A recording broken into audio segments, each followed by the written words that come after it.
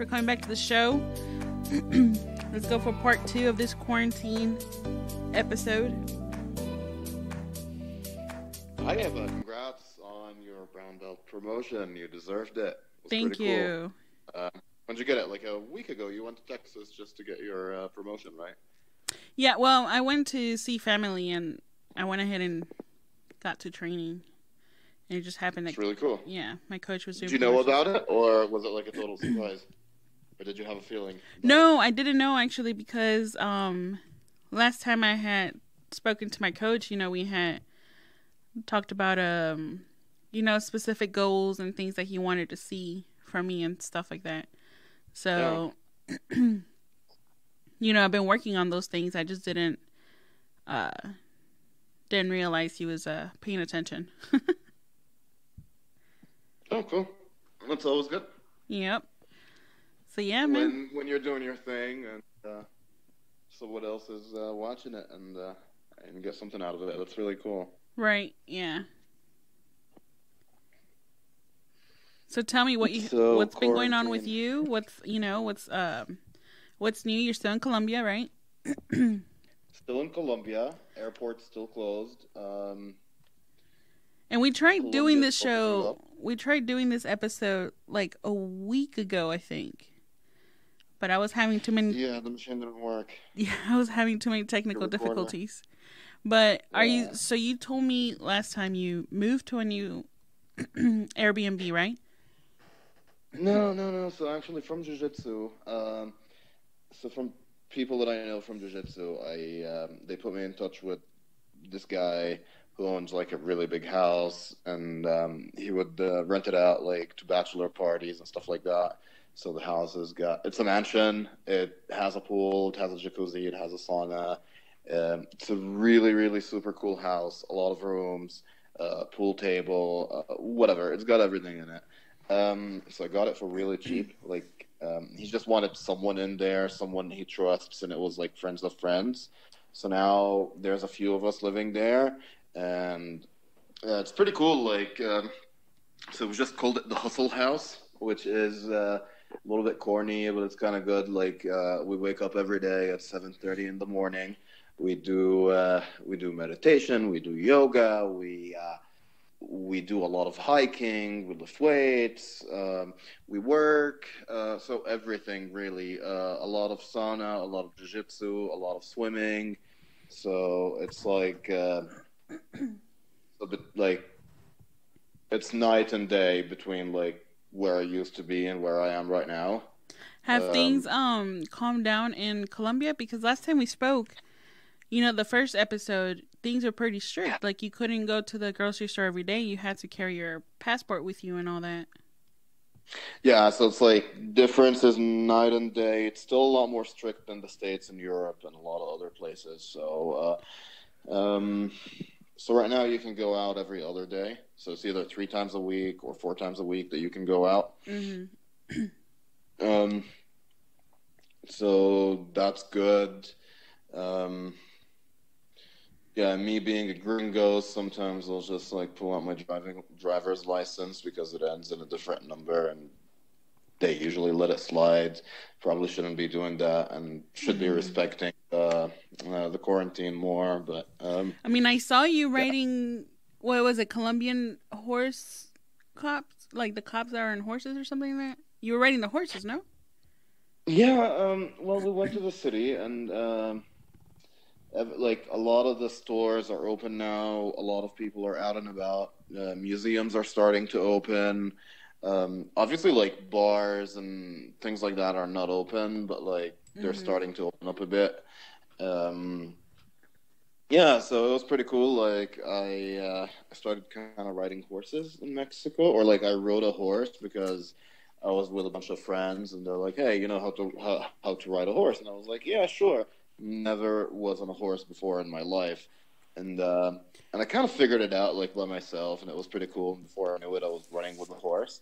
So I was walking around, saw these cops on horses in the city, just kind of patrolling, and they were having a rest. I think they were drinking a coffee or whatever. And I just walked up to them, and I'm like, "Hey guys, can I ride your horse for a bit?" And they're like, "Yeah, sure."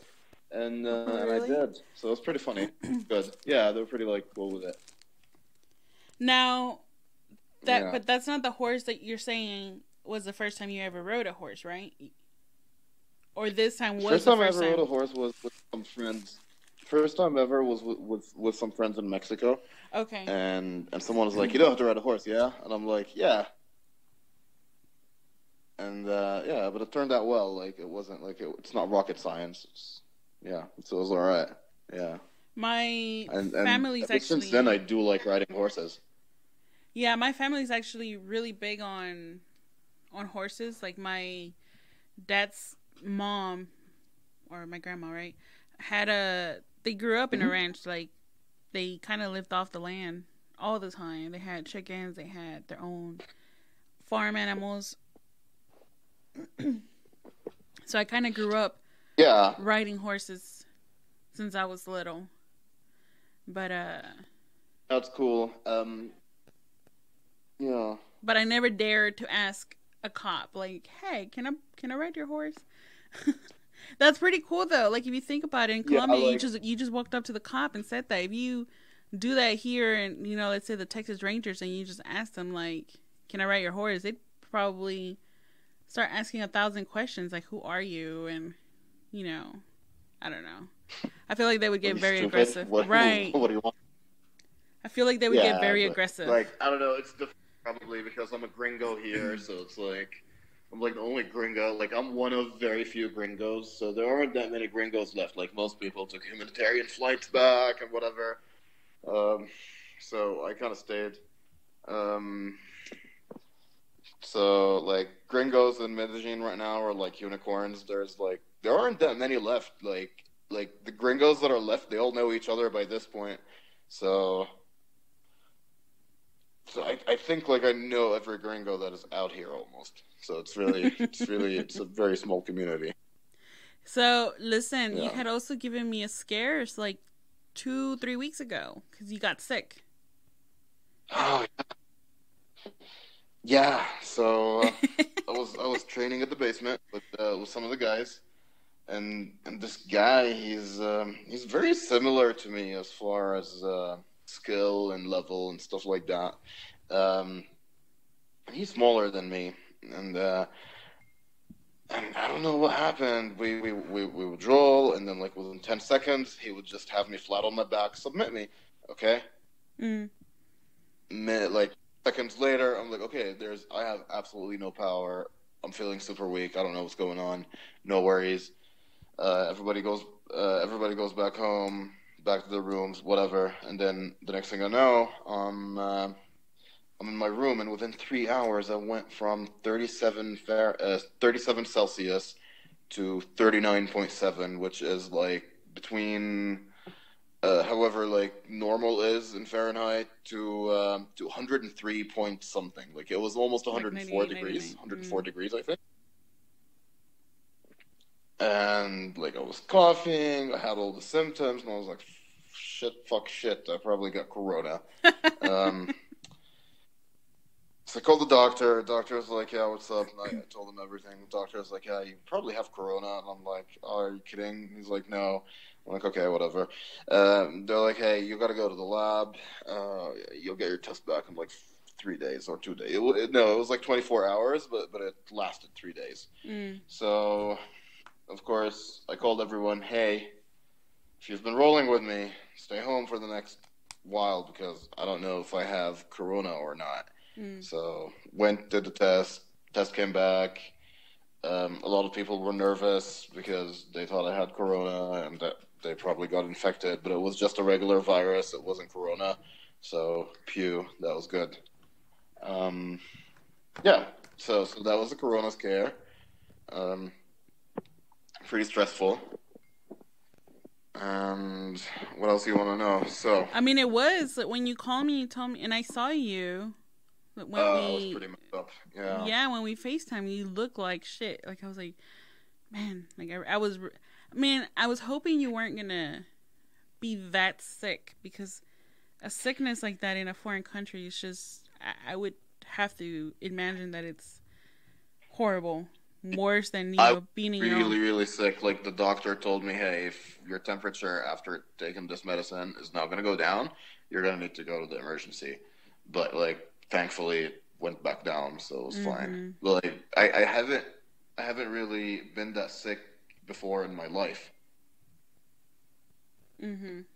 I haven't had such a high temperature since I was a little kid, and plus the whole Corona stuff, it was a little bit more scary than it should have been. Yeah. Right, and that's what I was saying. Like, sometimes getting sick in your own home, it's crappy enough, but when you're in a foreign country, it's even worse because, you don't have the comfort of your home. And I was Yeah. just, but, I mean, you're a healthy man. You're a healthy, stout man. I try to be. My problem, Eva, I really love food and I like to eat a lot. So Don't we all? I don't know. Some people they eat. They're like, oh, okay, I'm done. I don't know. I've I don't met stop. very few people who say they don't like eating. Like, they eat because they have to survive, not because they want to. Very few people. If anything, I've met people from all scales that say they all love food. Oh, that's good. Yeah. Yeah. So, Uh, what's your plan now? What's going on since, any word on when Colombia's going to be opening up? Word is September 1st, but Mm. we never know. Mm-hmm. So, Medellin really dealt with the coronavirus really, really nicely. I don't know if I mentioned that stuff in the first podcast, but so I found out that they have a pollution problem because of cars and exhausts and stuff like that. Right. So a month before the COVID quarantine, the cars were allowed to drive like evens and solos, depending on the license plates. So a lot of like half the cars were allowed to be out on half the days. Mm-hmm. So that kind of quarantined them um, ahead of time. And then there was some other quarantines in the factories and stuff like that the government enforced also because of pollution. So they got lucky in that regard. So right now, Medellin has not had a new corona case in a few days or a few weeks, and it's been pretty good. So it's really still open in comparison to Bogota or Cartagena. So the other cities in Colombia, they haven't really dealt with it so well Mm-hmm. with the quarantine. People didn't respect the quarantine, um, and they weren't as lucky. So right now in Cartagena and Bogota, I think that so you're allowed to get out of your house once every 10 days. So it actually got worse over there. Mm. Yeah, you see, So where we're Hawaii. allowed to go out every other Mm-hmm. 10 days. Hawaii had been doing, when we got back from our Mexico trip, Hawaii had been doing pretty bad. Like, it was increasing very bad. And then once everything went Yeah, into quarantine, we started to see a really good like decrease. And then I think about 2 weeks ago, we had maybe a whole week where we had zero cases, uh, zero new cases. So it was actually going down. And then right when I left, yeah, we went up to 9 new cases. Like, I think in one day it was like 9 new cases in one day. So, I mean, a lot of people think this is because they started opening up things. Like, they opened up the malls, they opened up the beaches. Um, Let me see. yeah, They're opening up like salons and things like that. So I don't know. I wonder if it yeah. Same. continues. I wonder if it continues, if they're gonna like shut everything back down or just let it ride out. I mean, like my opinion on this is that I think when Corona first started, we were super scared because we didn't know what it was. We still don't fully know what it is. Mm-hmm. Like, obviously, there is more research to do, but like now they know that it's not going to kill you, um, so they're getting more lax with it. But at the same time, I don't know, like it's really tough. Like, I don't know. I don't want to talk because I haven't really been following the news. Mm-hmm. and I'm also not qualified to talk about it. Like, I'm not a doctor or anything like that, Right, so I'm just gonna, you're being a responsible human, unlike yeah, many people who like to talk about it. And one, they don't know shit about it. Two, they're not professionals in the field. And I mean, yeah. even some professionals in the field, like some people, I don't know, they're just basing their information on a lot of.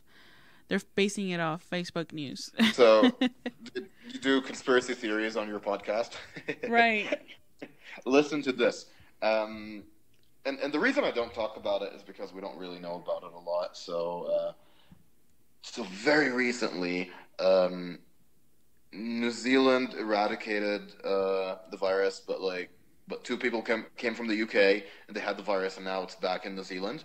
Mm. And in Beijing, they have about 100 new cases after they got rid of it in Beijing, and now they're back to 100, which is not much. It's nothing. But one scary thought is that the Chinese government is now closing off Beijing. They're closing down districts. They have the army inside. Over 100 new cases. Okay, like 100 cases total in Beijing that resurfaced after they eradicated it there. Now, it started way earlier in China. I think China is a little bit further with their research than the rest of the world, and China hasn't really been very honest about it.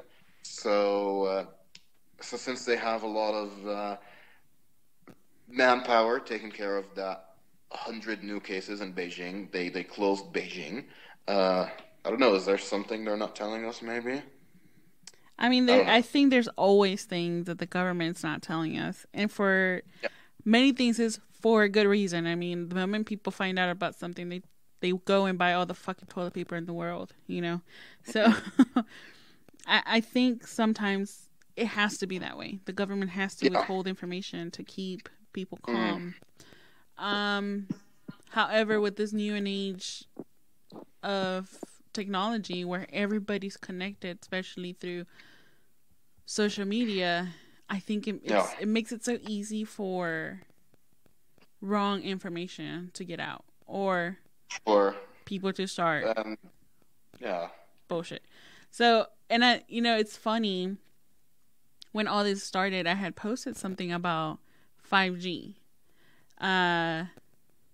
And somehow people took it as I was saying that 5G started or that Corona started because of 5G, even though the whole comment had, like, I never once mentioned Corona in the same sentence as 5G network. So, Hold um, up. Give me a second. I just got to put on my tinfoil hat real quick. Okay. All good now. right. So, yeah. And then, people started telling me, like, you're crazy for thinking that Corona started with 5G. And I'm like, right. Anybody that thinks that is crazy. Like, I never said that. My comment was completely, like, I never even said anything about Corona. So, yeah. I think people read what they want to read. They make assumptions of what they want to believe in. And Yeah, sure. then, People interpret things differently, and it's really weird because people that know a lot of stuff are usually rather quiet because they know that they know enough, but they don't know, but they're not subject matter experts. And then you have people that know absolutely nothing about anything, and they will start discussing they'll anything post that is like 100,000 but they're posts not a day. qualified to talk about it. Sure. I have But another you know what? friend. I have a friend here actually who she gets a kick out of it as well. And she actually posted, she was sharing stuff like crazy. And she actually shared one that said that Donald Trump was going to start taking away money from soldiers who married ugly wives. And like if you click on the link, it takes you to it's a website that makes fake Oh, you're articles. talking about the Duffel blog. It's a fake news website. Yeah, exactly. Yeah. So like she posted It's that. satire, but like people don't understand it. She posted that and oh my gosh, she got so much hate. Like everybody was like, "Oh, well, if you're considering yourself already beautiful and you think it's, this and that, you're not that pretty and this and that." And it's like, "Well, it was just a joke, you guys. Like it was literally Yeah. just a joke." But Yeah. Yeah. Yeah, it happens sometimes. I'm gonna go back to the quarantine. I'm gonna go back to going back to normality after the quarantine. We are still far from normality. We are still wearing masks when we go out. We're still we go out every other day. There's checkpoints everywhere. Hand sanitizer everywhere. It's weird. So, but like a couple of things I think that will happen or that are happening. I think that people are a little bit cleaner now. Um, but I also think that people are a little bit more socially awkward than before the quarantine. Uh, just now I met, so we basically, through the power of the internet, all the gringos that are left in the city are kind of connected now because there's really a very few of us English speakers. So, so it was like pretty awkward at the beginning because people were cooped up inside their own apartments and suddenly they're out. So a lot of the interactions that, and I'm guilty of that too. Like I noticed that my behavior after the quarantine is a little bit more selfish. It's a little bit more towards me and what I want, not so much thinking about what people when you say things and you don't care what those things how they make people feel or how you hurt people when you say or do things, um, and it's really weird that I actually noticed that it's a phenomena that I don't think it's only me, but I think that people are just they're just coming out of this quarantine a little bit differently, and it's going to take a while until people start being socially normal again and not awkward. I mean, I felt that too. Like I feel like I've been a lot more quiet, especially on social media, and even out and about. Like I just feel like I keep to myself a lot more. I've always kind of been like that. Like I socialize with people random, I don't know, if I'm at the store, I'll say something nice to somebody or whatever, but I feel like in general I've become a lot more quiet. Like I just like to observe people and see what's going on. And I have definitely thought like it's going to be hard for me to go back into the real world just because it makes me like my patience is a lot less. Yeah, it's kind of weird because online, like to me, it's kind of weird online because when you look at your Facebook and Instagram or whatever, it's the same stuff going on. You got people doing stupid stuff. You got funny videos. You got people taking pictures of like whatever, taking pictures of themselves, their friends. So online, it's really the same stuff, but offline, it's a whole different world.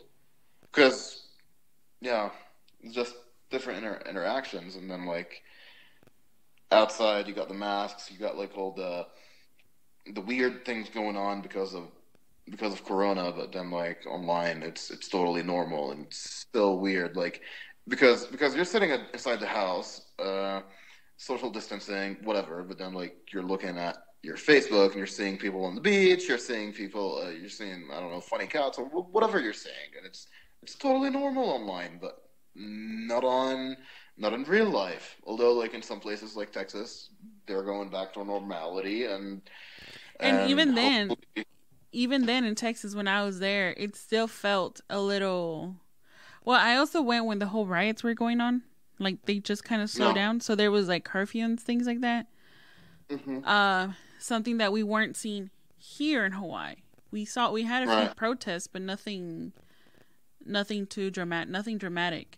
As opposed to in Texas, there were some riots and things like that, and it kind of changes your plans though because there's curfew, and then you do see that a lot of things. Sure. But it was definitely a lot more open over there in Texas than it was here, and even me flying to Texas. I mean, people were they weren't being forced to wear a mask on the flight, right? But a lot of them did. Right, a lot of us did anyway. And and it was crazy because when we came back from Mexico, there was only about 12 people in the whole plane. Oh wow. And this time me going to Texas, the plane was pretty full. It was pretty packed. And on the way back, now check this out. When I went to Texas, nobody was checking temperatures. Nobody was checking like where you're staying. Nothing like that. You just like normal as day. You know, you arrive, you go through, and that's it. However, on the way back, there was people checking, especially when I landed here in Hawaii. As soon as we stepped off the plane, like right there on the door of the plane, there was a military member checking everybody's temperature. And then we were like, then you have to make a whole line. It was like, I didn't have to do it because I live here and I'm military, so I fall under a different line. So literally mine was like 2 seconds and I was out. But everybody else, their line was about, some people were saying that they had been there for almost an hour already and they hadn't really moved.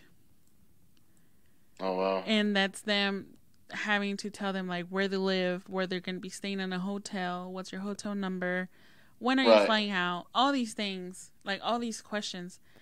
And you have to wear, and also the flight crew made sure that everybody had to wear a face mask throughout the whole duration of the flight.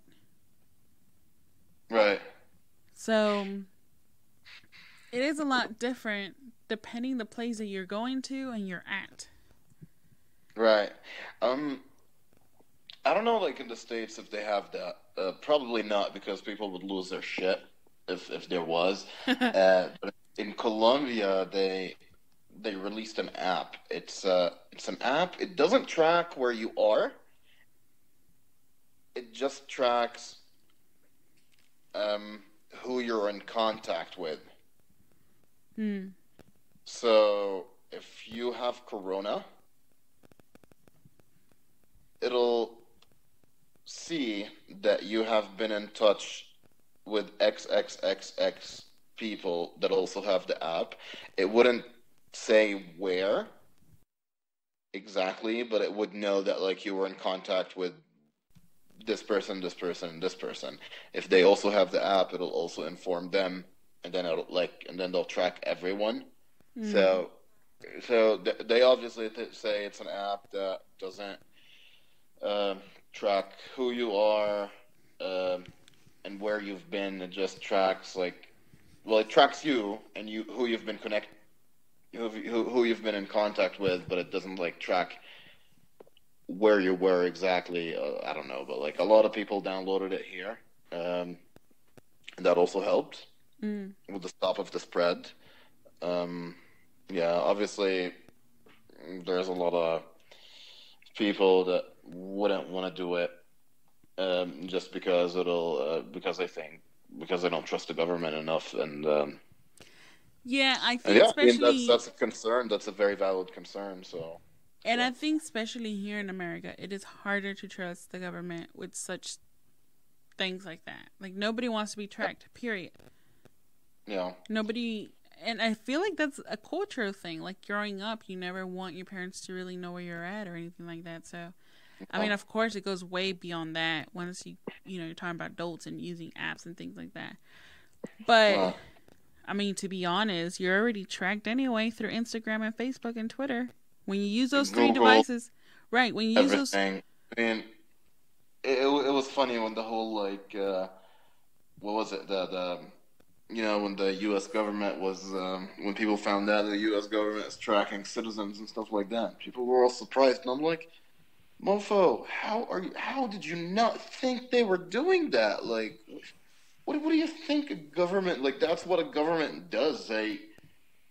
Obviously they don't want to spy on people, and they're not very interested in your cherry pie recipe or anything like that if you post that online, but they do need to use technology in order to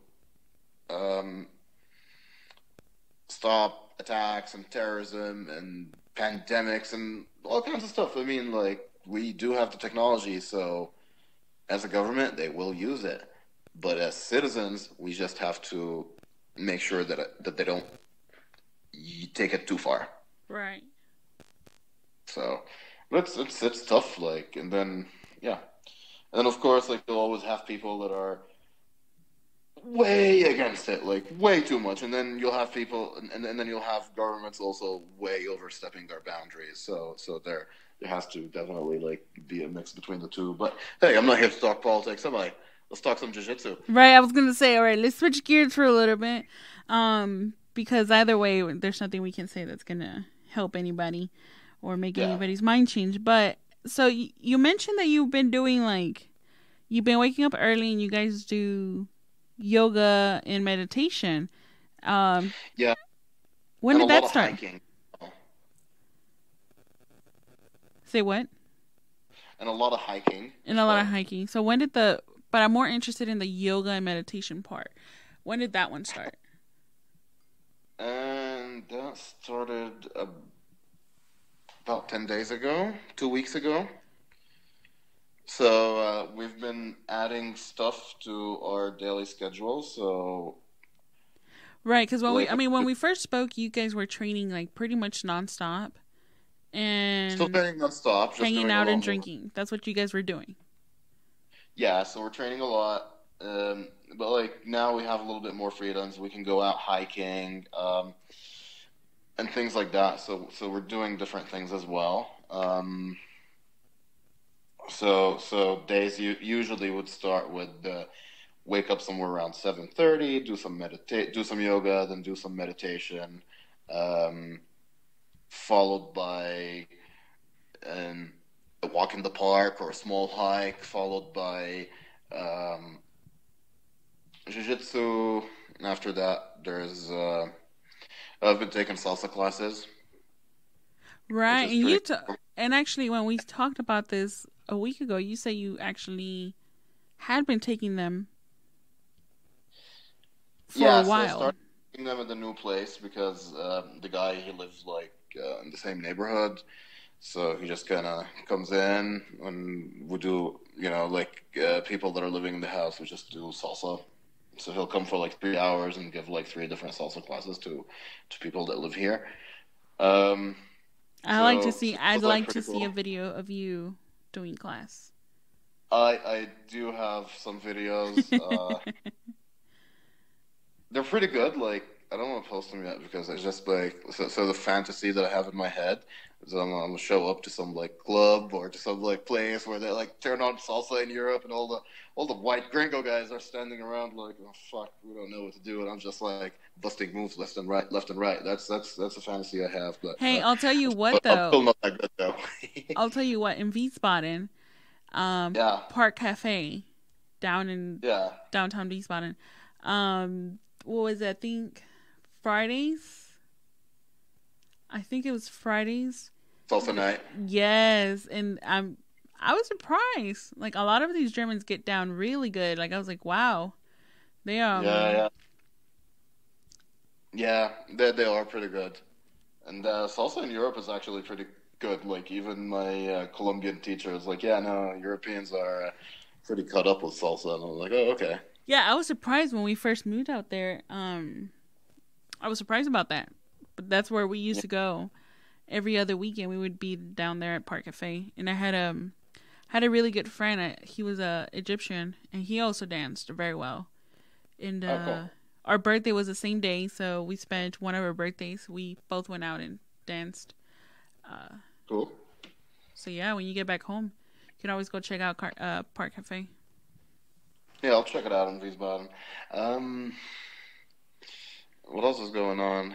Um, So yeah, do you think you've had like an emotional or spiritual growth during this time, like being stuck in yeah, Colombia? and it's so weird because I wasn't really looking for that. It Mm-hmm. wasn't something that I was necessarily following. It's something where you're just living life, and then you realize sometimes, huh, I could improve. This is something that needs improvement, and it's really weird because you don't like like we live most of our lives like every day. It's pretty mundane. We do the same stuff, and like we don't really do new things. So I actually watched an interview with John Danaher, and he was doing what he does, just saying super common sense stuff, but without really. But then, like, when you think about it, you're like, yeah, this is absolutely right. No one ever has told me that. And he said, and this goes like in jiu-jitsu and in life and in anything. So you can, most of your days are pretty mundane. You don't really do anything. Um, every day is the same. So like days that are super important to you, where you can that are life changing, you can probably count on one hand. Versus all the other days that are basically the same. Like if I asked you what did you do today, you'd be like, "Fuck, I don't know." Like I had some pizza or whatever. Like it wouldn't be anything important. So Right. so the idea is to improve just a little bit every day. And And I know you and I had talked about this a couple times where you had said that you hadn't realized you had a spiritual change because like you couldn't describe it in like you were like, I don't have a corny quote. Uh and I yeah, was like and I know we had to stop talking like because the freaking machine stopped recording that day, but it was I was telling, I think everybody's always expecting that eat, pray, love type of journey or that one corny. it's not like that, and it's not like you're sitting doing yoga and meditating, and then you're like woo woo wah wah. It's or like it's nothing like that. Like it's just like you're just sitting around, and you're like, huh. I've been an asshole to those people for no reason, Wait, or I want to hear I your said mantra something again. that was really bad for people, and they're not happy with it. Well, I could have done this differently. So it just changes your perspective on life. And it's I mean, some people might call it like spiritual growth. Some people might just call it growth. Whatever it is, it's something that pushes you to be a better person. And at the end of the day, that's what we all strive to be. You know, At least I do. I mean, I try. and I'm not. I think Yeah. everybody has a different thing that they're trying to do. Like you say, you're always trying to be a better person. For me, I'm not always looking forward to like, how do I say it? It's not that I'm always looking forward to be a better person.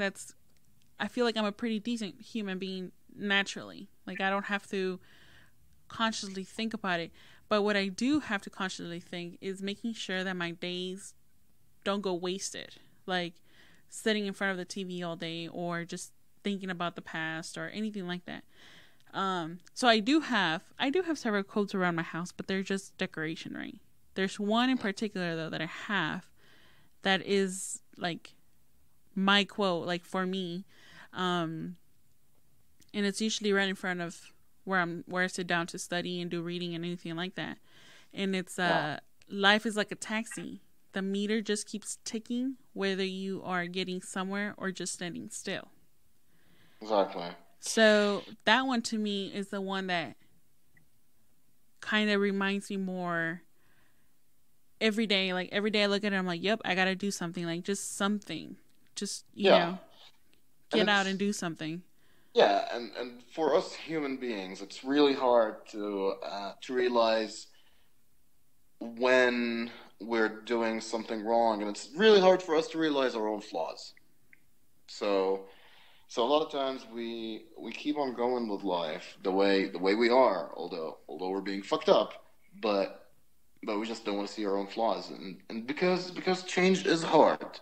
Change does take effort. It does take a lot of um, thinking. It takes a lot of action. It does take a lot of us. So not everybody is always ready to do that, because it's a lot easier to forget about your problems and watch some Netflix and chill than Right. sitting down and And that's thinking. and Just that's what I like to tell people. Like when I have friends and I meet, those that I'm trying to get close with and have deep relationships with, I always tell yeah, them that like, hey, I'm still in my 20s. Like I'm, still growing up tons right now. So if I yeah, do something or if I say something that's shitty, like call me out on it because that's the only way I'm going to know. That's the only way I'm going to learn. And I have no problems being in the uncomfortable position. Mm-hmm. Like I embrace that. I hate feeling too comfortable. When I feel too comfortable, it's either A, I am not, I'm putting myself in situations where I'm not challenging myself, or B, everybody around me is just being fake to me, because there's no way somebody can be that delightful all the time. Right. Yeah, I mean, we all change things differently. Sometimes you need to be told that you're doing something wrong, and sometimes you're not necessarily doing anything wrong. Sometimes you're just being you and you're living your life as you, but then you grow. And it doesn't necessarily mean that what you were doing before is something wrong. It's just that you're changing, and it's fascinating. I mean, for me, because throughout my life, I have seen myself 5 years, 10 years, 15 years ago, and I can tell you how I grew. But I have never experienced growth like now.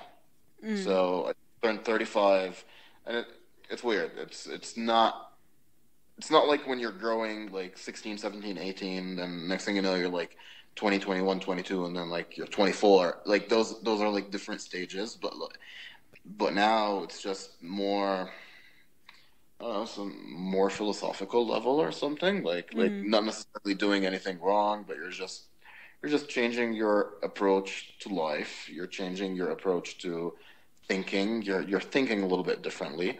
Not that you have been thinking wrong or the wrong way. It's just different. Evolution, right? Yeah, and I like it. It's not bad. Yeah. Do you So think this has happened because you've been in quarantine? I honestly can't give you a proper answer, but Because I'll attempt that. I was gonna say, to be fair, because it doesn't seem like you've been struggling a huge amount being in Columbia quarantine. I feel like you've of all people that I've talked to have enjoyed this time. You've been enjoying this time. You've been comfortable. You've embraced it. I do thrive under pressure. Uh, and I think that with the quarantine, to me, it just gave me a lot of time with myself, Mm. and it made me self-evaluate, Mm-hmm. which is something I probably needed in order to grow. And a lot of times we just go through life without self-evaluating, which is a shame because I don't know, it's good. It helps you like get on with life. But so the question that you asked me is, what was it again? Well, I had said that I feel that you have probably embraced this time a lot better than. Yeah, before that, the question was, what did you ask me? I forgot. Do you think that quarantine has forced you into this, All right.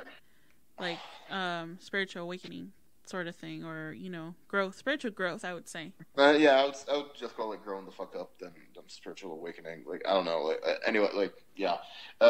But it's probably Growing the the same fuck thing. up. Like whatever it is, like whatever vocabulary you use, it's probably all the same. Like, I think it has like it definitely was an influence. So now I do want to change a lot of small things. I want to actually like I started reading a lot, so I started reading a lot. Like I'm trying to do a book per week. So I'm trying to change a lot of things. I started taking Spanish lessons, doing salsa lessons. I'm swimming. I'm doing the sauna. So I'm doing like a lot of stuff, and it's good. A lot of self care, huh? And the new place that I'm at is really good for that because it's like we're living in a mansion basically. We got it for really cheap, and there's like a bunch of us living in it, and so it's really good. Also bouncing ideas, starting to look back into my businesses, into investing, into different stuff like that. So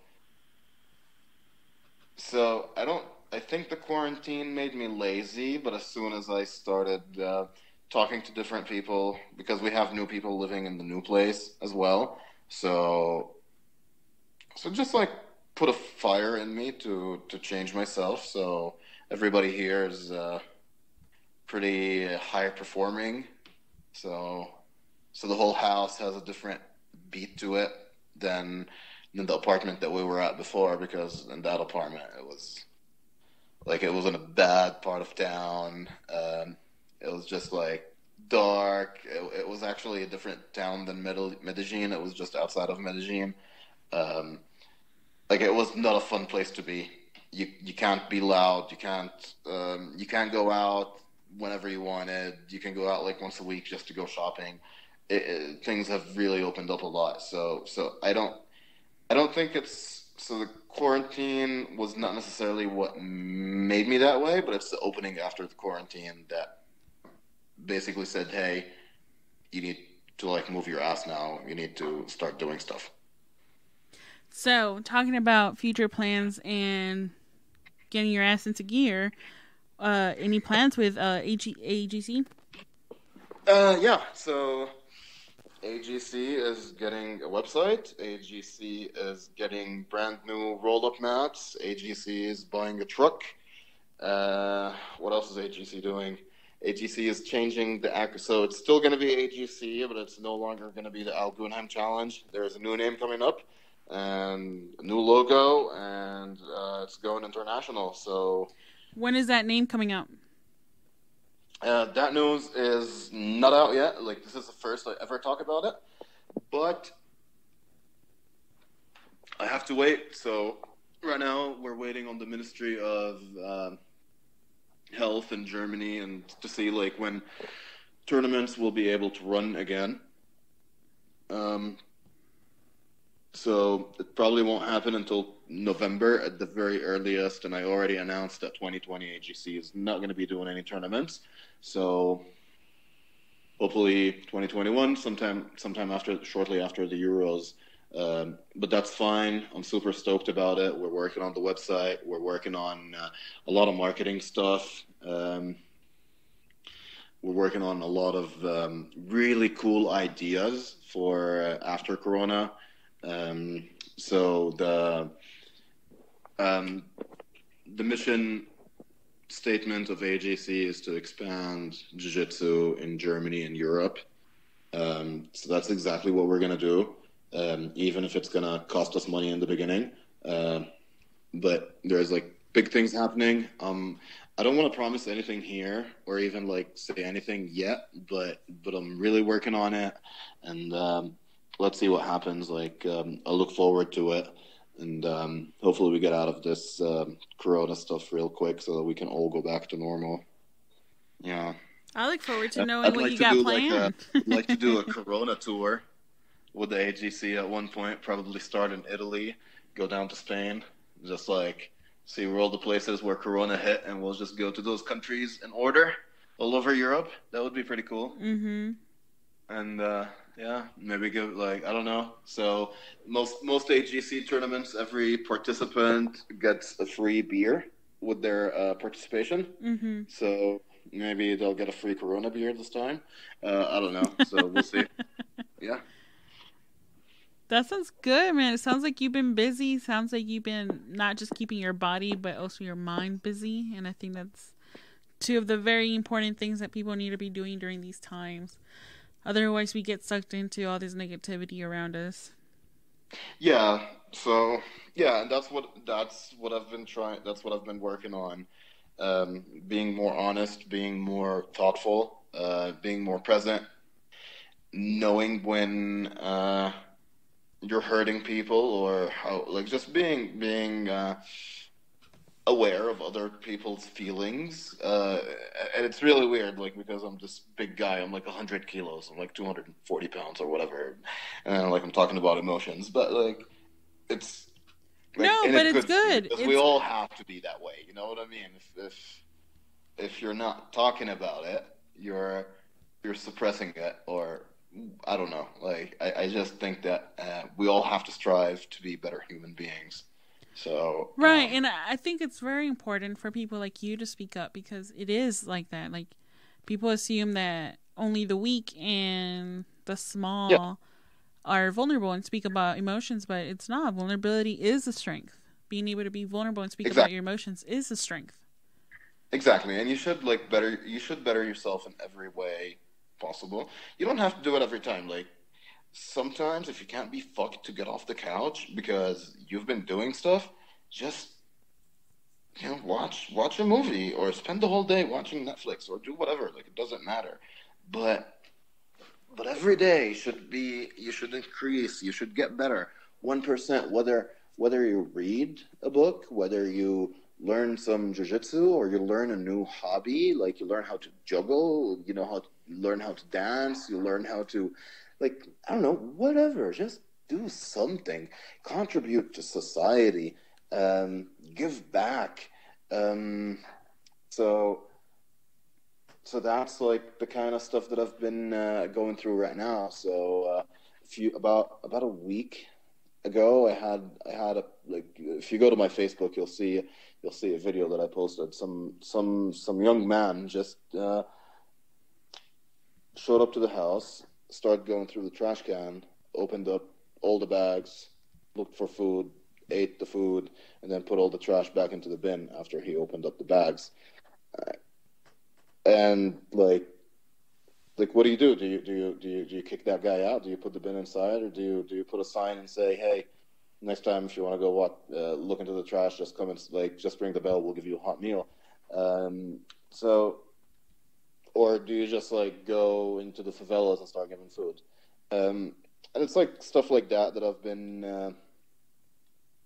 that has happened to me, and it's making me think a little bit more about just about, like, taking care of people, and just being kind to your fellow man. Um, it's not a bad thing. People don't talk about it enough, and we all always talk about the bad uh, riots and Corona and this and that, but, like, we should also shine some light on good things that are happening. So hopefully, Corona has brought us back together. Like, maybe, yes, we are social distancing, but hopefully it'll help us see that there are a lot of people that aren't as blessed as we are, and we should help them. And I think that's a really good place to leave this conversation at because I think that's the most powerful thing, you and I can do right now, which is encourage people to be kinder to one Yeah, another yeah, without expecting anything in return and without having to record it and let the whole white world know that you bought somebody's hot meal or whatever, but um just to do it, just go out and be nice to each other. yeah. uh That's a good message, like, to end this podcast. Yeah, we didn't talk much about jiu-jitsu, and it wasn't like didn't go into my drunken shambles like last time. I think I had, like, a bunch of beer. I was talking to you, but, like, yeah, I like this. This is good. Well, and that's why I said, like, I think this is a much more Yeah, important message to leave things at, because jiu-jitsu is great, and you and I are both great lovers of the sport, so yeah, everybody knows that we can talk about jiu-jitsu for hours on end, but to actually share something meaningful and an important message, I think that's the most important part. Um, Plus, now I know you're doing great. Now I know you're alive. You didn't get corona, and you're even riding Corona free. horses. Yeah. So yeah, any shout outs you want to give to anybody? Um. Um. Not really. I don't know. Like, so many people out there. I do miss my gym. I miss my training partners. I miss everybody that I know. Um, yeah, I don't know. Let's see what happens. I'm going to Germany. I'll see you guys when I'm back there, and let's see what happens in the future. Yeah, that's about it. And I'll give one quick shout out to one of my really good friends from Texas who is expecting her baby girl in a few months, but she also got promoted to blue belt this past week. So Paloma, congratulations, and I'm so proud of you.